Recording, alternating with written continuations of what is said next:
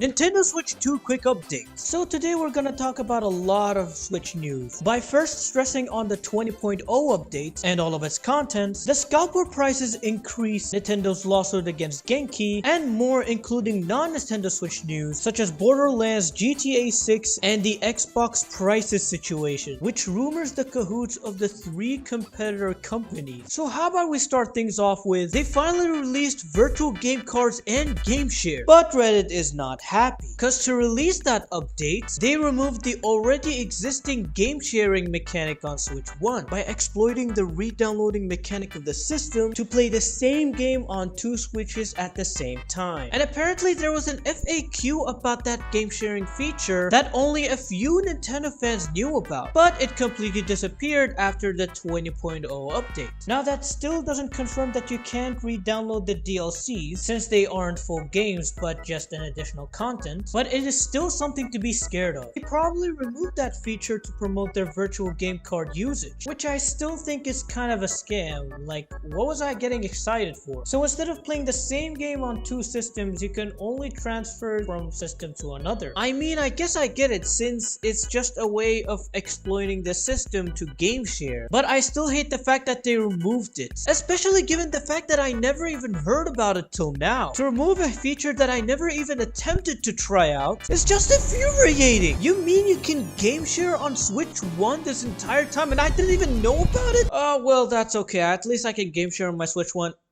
Oh, you've got to be kidding. Yeah, so apparently the only way to game share is from your Switch 2 system to your Switch 1 or Switch 2 console. Given that the Switch 2 console is the primary sharing device, you cannot do it from the Switch 1 console, which is kind of infuriating, but I guess I saw that coming. That is because the game share feature was introduced in the Switch 2 Direct and not in the Switch 1 Direct before. What was introduced in the Switch 1 Direct is virtual game cards, which is confirmed to be functional as of this moment. So here's a footage of my virtual game cards. Not really a big fan of digital games since most of my Mario games are physical, with some exceptions such as Rabbids and Showtime, and I don't really have a second Nintendo Switch to test it out since I really wasn't a big fan of the OLED and the Switch Lite at the time, but I guess I can try it out myself once I buy the Switch 2 console. That is, if I agree to buying the Switch 2 console. I'm still speculative. I'm still trying to process the news from Nintendo and then finally decide on the day of the Nintendo Switch 2 judgment. That is June 5th. So remember when I said you can only share virtual game cards locally? Well, getting to that point, you can also view your virtual game cards online on Nintendo.com. Now, like I said, I don't have another Switch 2 console to test it out, but the same website has a load on other system button. Now again, I'm not really sure about it, but with this mechanic, there is a slight chance to share your virtual games online and not through local connection. Also, if you click on the options, there is an option to hide the virtual game card, which is also available on the Nintendo Switch. Forgot to mention that. And not gonna lie, this feature is kind of cool. It kind of provides a sense of security for your games, especially if you're playing one of those suspicious games that you don't want any of your families and friends to find out about. So if you don't want one of your friends to find out that you're playing a very suspicious game on Nintendo Switch, just make sure to hide it. If you don't want your friends to accuse you of not touching grass just because you have 10,000 plus hours of Smash gameplay, then just hide it. They won't be able to find it after opening your profile. Speaking of opening profiles, someone on Twitter found out that Nintendo added a broke boy feature. So basically, you can now tell if people are playing on the Nintendo Switch 1 or the Nintendo Switch 2. Bro, I swear I can't stand a broke boy feature.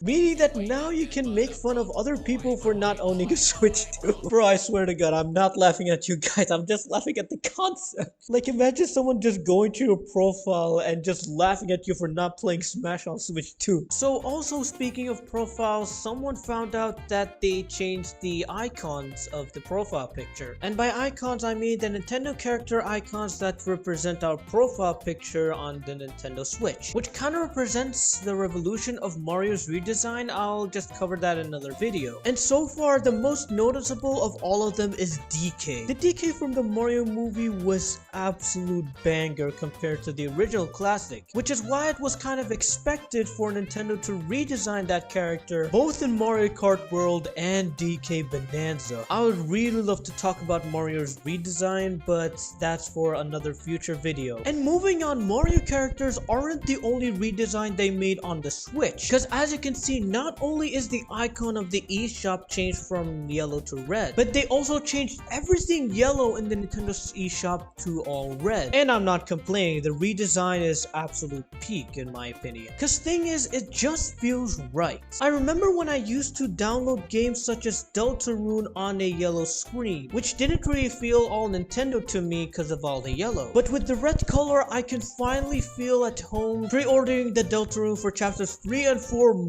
So yeah, chapter 3 and 4 ain't coming for Switch 1, and that is just kinda sad, because if you didn't know, Toby Fox confirmed on his Twitter that chapters 3 and 4 are going to release on Switch 1 as well as Switch 2, but I guess there was either a misunderstanding or Nintendo was like, "Oh, fuck that," and decided to lock it for Switch 2. So that's basically the entire update, although I am speculative of one thing, which I really hope someone can answer later. Make sure to leave an answer down in the comments. So it's basically simple logic that there is no and absolutely no way to play Switch 2 games and Switch 2 edition games on the Switch 1 console, nor can you access the game chat feature. What I am about to ask may sound like kind of coping. Now, you cannot play Mario Kart World on a Switch 1 console, but what if you can game share that game from the Switch 2 console into the Switch 1 console? Now hear me out. Laura Kate Dale provided the summarized version of the Nintendo Switch 2 patent, which included a lot of positives such as confirming the DSSL rumor, Switch 2 games on smaller game sizes while maintaining the entire game content, and the one that we're going to talk about, the upscale downscale feature. To summarize this, people have been scared that Switch 2 battery life is going to be a problem, especially since you're playing game on 120 FPS on handheld mode or in 4K in dock mode. But now there is no need to worry, because the patent makes it clear that the Nintendo Switch 2 will automatically downscale the resolution depending on the battery life and other Switch 2 factors in the operation. You also don't have to wait for it to automatically downscale, but you can rather change it yourself in the setting. Now, some of you might know what I am on about, but here comes the coping part. So basically all I'm saying is that downscaling the Switch 2 means downscaling the Switch 2 games that are being played, meaning that games such as Mario Kart World and Switch 2 editions such as Jamboree TV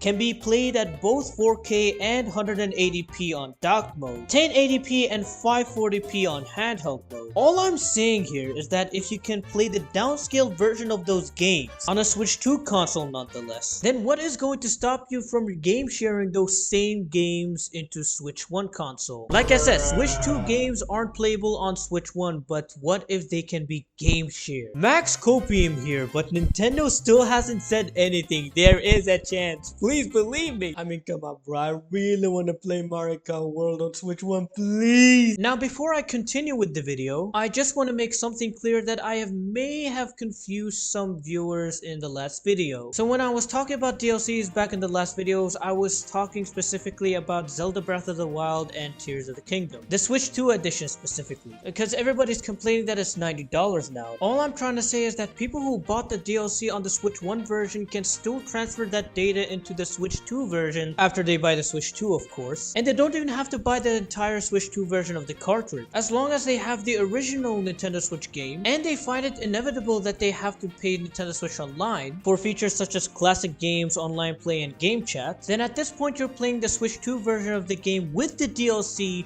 for free. Refusing to pay NSO will only charge you $10 extra. But then again, I get it. If you don't have all those requirements that I already mentioned, then yeah, you might have to pay $80 to $90. Now, don't get me wrong, I still think the DLCs should be included in the Switch 2 versions. I'm just saying that past Zelda fans don't have to face that problem such as current Zelda fans. I even made an example of Mario Kart 8 and Mario Kart 8 Deluxe to prove my point, given that both games are sold at the same price, but the Deluxe includes the original's DLC without the extra $20 and an additional character such as Link from Breath of the Wild. Now, this was my initial argument about the Zelda DLCs, but then again, the re-downloading exploitation isn't available anymore, which supports my argument of why Zelda Switch 2 edition should actually include the DLC free of charge. But then again, if we go back to the game card footage, now I might not have Zelda Breath of the Wild and Tears of the Kingdom, but I did in fact buy the DLCs of both Splatoon 3 and Mario Kart 8 Deluxe, and apparently those two games were registered as virtual game cards. So even if you can't re-download the games and arguably the DLC on your new system, you can still transfer both the DLC and game data from your old to your new system, which is actually going to be a bit annoying when trying to switch between two systems, but Nintendo is still trying new things. So arguing from Nintendo's perspective, they didn't want to cheat the players who already paid the $20 extra for the Breath of the Wild and Tears of the Kingdom DLCs. Because if their Switch 2 editions already included the DLCs, then the past Zelda fans paid $20 extra for nothing. But Mario Kart 8 Deluxe did that exact same thing, and it has been one of the best selling games in the Nintendo Switch franchise. What's to say they can't do the same with Breath of the Wild and Tears of the Kingdom if they included the DLCs in the Switch 2 edition? So hope I clarified this from the last video. Anyways, moving on. So starting things off, DK Bannanza is going to run at 1080p and 60 frames per second on handheld mode. Now the 1080p at handheld mode is actually good news, but I'm not really sure about the 60 FPS because we were promised that games are going to run at 120 FPS on the Switch 2. So yeah, I don't understand why some people are happy about this. Chiller talk, I guess. Next up, we know that Switch 1 has latency problems with Bluetooth audio, which is why Nintendo also confirms that Switch 2 Bluetooth audio is going to have low latency, which is actually a good positive about it. Speaking of improvements, here's one on parental controls, because apparently when it comes to game chat, the people you can game chat with are only limited to Switch friends and friends that are approved by parents if you're a child, which is a good way to provide security through online gameplay. And Nintendo furthered that security by adding text verification to use game chat, as well as a report button if game chat results in indecency, and some other stuff, but I'm very careful of indecency. And remember when people said that the Joy-Con stick and buttons were quiet after they used them in the Nintendo Switch 2 experience? Well, the people confirmed that Joy-Con 2's rumble is quiet as well, which raised a lot of concerns as how they would identify that rumble, but they also confirmed that the rumble is powerful as well. So even if you can't use your ears to identify it, you can use the sense called touch in order to feel the rumble, which is going to be more powerful than the rumble of the Switch 1 Joy-Con. Speaking of Switch 2 hardware, a company called Genki, yes, you heard me correctly, a company is being sued by Nintendo for using Nintendo trademarks in selling their products. And people assume that began on the day of Switch 2 Direct, and that's because of the Genki Direct releasing on the same day the Switch 2 Direct was announced. But it actually started all the way back in January. So this lawsuit might be a whole video on itself. We'll move on to that in a future video. Lastly, about the Nintendo hardware, a lot of people try to update their Switch to the 20.01 update, which is kind of ironic because I always thought that the 20.00 update is going to be the final update of the Switch 1. Apparently, it was posted by Nintendo Japan that a lot of players are having difficulties on trying to update into 20.01, which is why they provided the solution of holding the power and volume buttons at the same time, guaranteeing the 20.01 update so that no one would miss out. So that's it about the Switch 2 and Switch hardware, as it is time to move on to other news, such as Nintendo's Lego set of Super Mario, Mario Kart, and Animal Crossing releasing on August 25, which is good for people who are both Lego and Nintendo fans. And I didn't really take it as a major problem in the Nintendo Switch, but before the 20.0 update, when you make a wishlist of a game, you have to manually remove that wishlist after purchasing the game. Now that mechanic has been made automatic with the new updates. Also, there's been a Borderlands 4 Direct, which I will make a quick review of after the Mario Kart World review. I think I've delayed that video for quite a while now. Also, you guys now know how everything on Switch 2 is already expensive, ranging from the $80 games to the tariffed hardware all the way to the console itself. Well, look no further, because Nintendo solved this by giving us more expensive eShop cards. Now we have $200,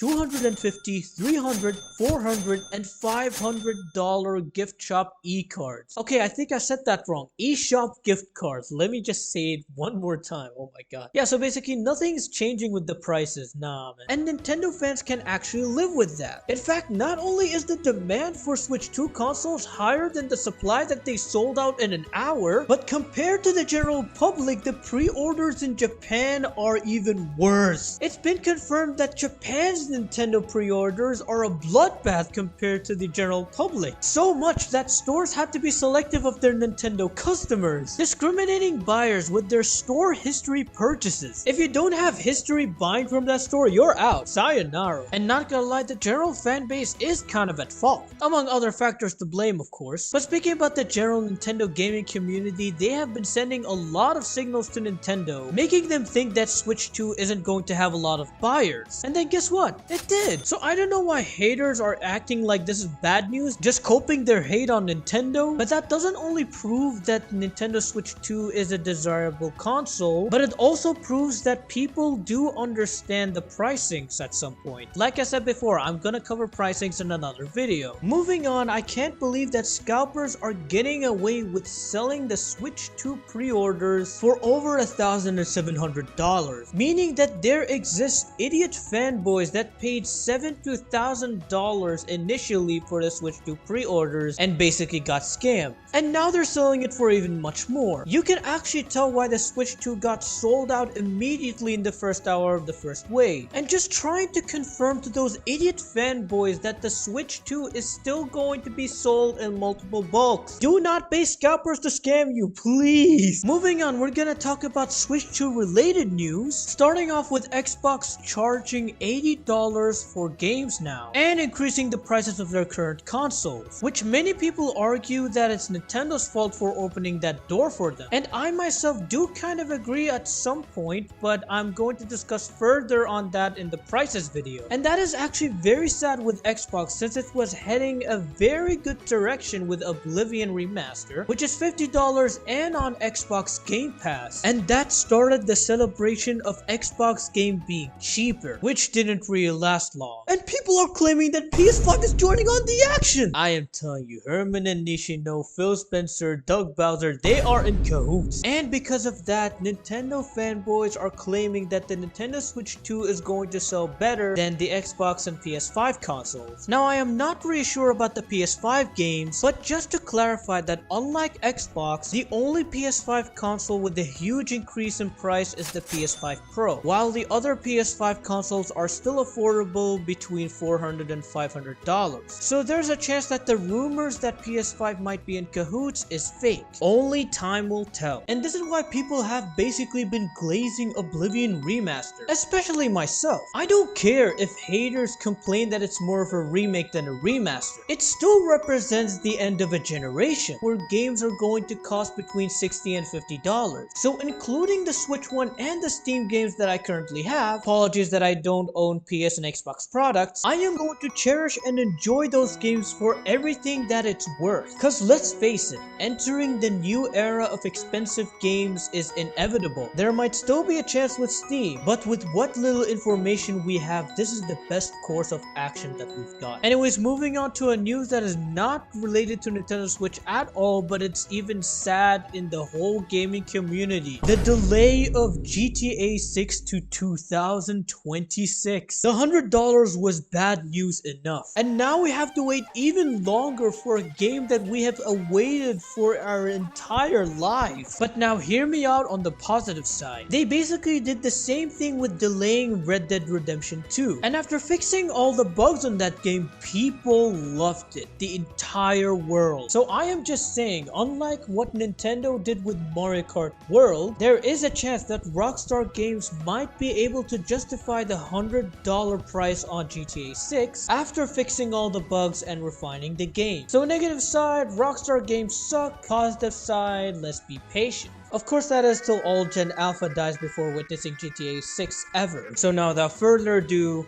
hi, my name is Sully, and this video was to share a major update on the Switch 1 console. Make sure to like, share, and subscribe, and hope to see you in the next one. Especially the Mario Kart video, I have a lot to talk about there. Anyways, hope you enjoyed.